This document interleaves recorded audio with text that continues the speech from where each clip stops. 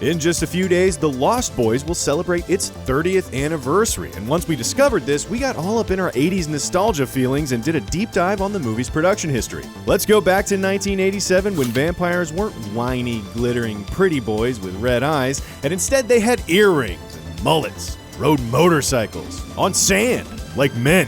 Or I guess like boys, more accurately. Here are 7 things you didn't know about The Lost Boys. Probably. We may as well start with a thing about what is quite possibly the most 80s moment in a very 80s movie overall. The beach concert with this saxophone singer dude. The sax man in question was actually Tim Capello, who was Tina Turner's saxophone player at the time. I've literally never thought about what Tina Turner's sax player would look like before, but this is definitely it. Between takes, Capello would do push-ups and barbell lifts so that he'd look extra swole on screen. And hey, it worked for the guys on Predator. And if you missed that episode of the show, make sure you go check it out. You know, later. Finish watching this first because we got more things.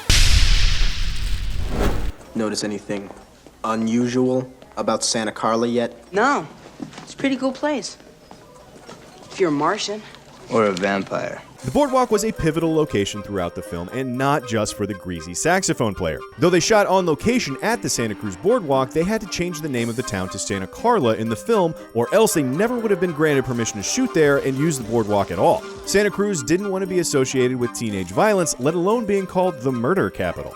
They were trying to attract families, and any idiot can realize that's not great for business. And so, the fictitious Santa Carla was born.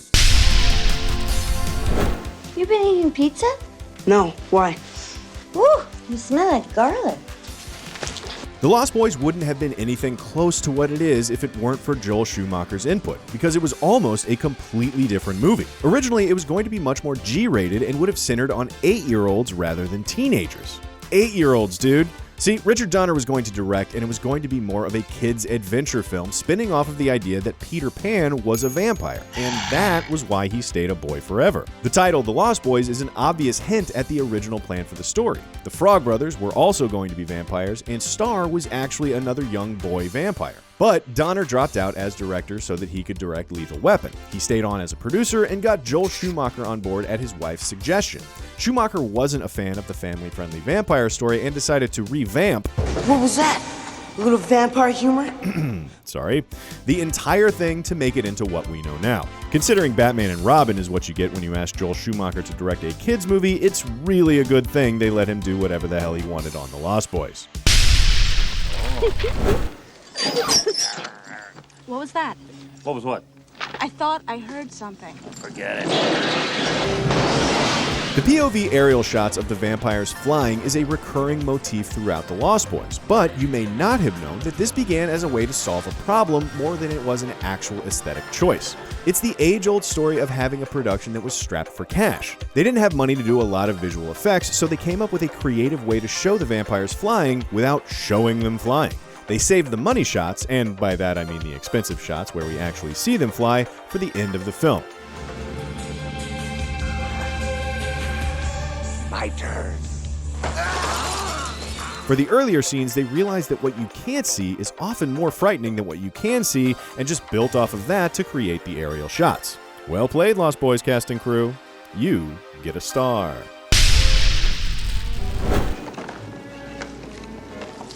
How are those maggots? Let's talk maggots, because it turns out they don't do shit if you just leave them be.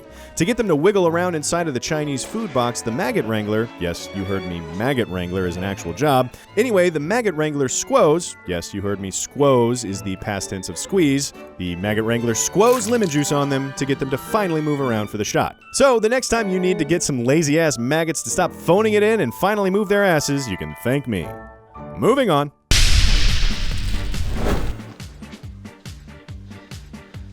You're a vampire, Michael. My own brother, a goddamn sucking vampire. Oh, you wait till Mom finds out, buddy. Crazy vampire eyes are pretty easy to achieve these days. You can do it in post, or just get some crazy contacts from Hot Topic or wherever the youngsters are shopping these days. But this was back in the 80s, so the makeup department's options were a lot more limited. The contacts they used were actually made of glass because soft contacts hadn't been invented yet. The contacts had to be large enough to fit the edges under your eyelids so they'd stay in place, and did I mention they were f***ing glass? That means zero oxygen getting to your eyes, causing them to dry out at a rapid pace. It goes without saying that they were extremely uncomfortable, and it really hurt to have to wear them. In this scene where the vampires are hanging like bats, they could only shoot for 4 or 5 minutes at a time before they'd have to lower the boys down for a break. The painful contacts, plus dry eyes, plus having to hang upside down was just too much to deal with for any longer than that. Good night, bloodsucker. And in this shot, when David sheds his super dramatic single tear, that wasn't really Kiefer Sutherland giving an amazing performance after his character's hand was on fire. His real eyes were on fire from the contacts, so the tear was totally real and happened naturally. It was pure luck that it worked well for the scene, so they kept it.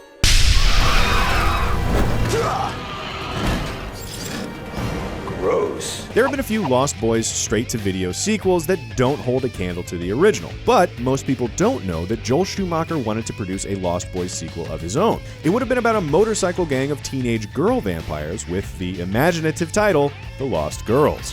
Schumacher was trying to make this happen well before 2008's The Lost Boys: The Tribe, let alone 2010's The Thirst. Reportedly, he was pretty salty that Warner Brothers went ahead with their sequels instead of his Lost Girls idea. Guess it was a lost cause. Okay, this episode definitely needs to end now. That's it for this one, but hit the thumbs up if you'd like us to do a part 2 with more things about the Lost Boys in a future episode. Thanks for watching, and subscribe to CineFix for more true-ish things about movies, and sometimes greasy saxophone players, right here on Things You Didn't Know. Looks like I wasn't the only one got lucky last night, huh?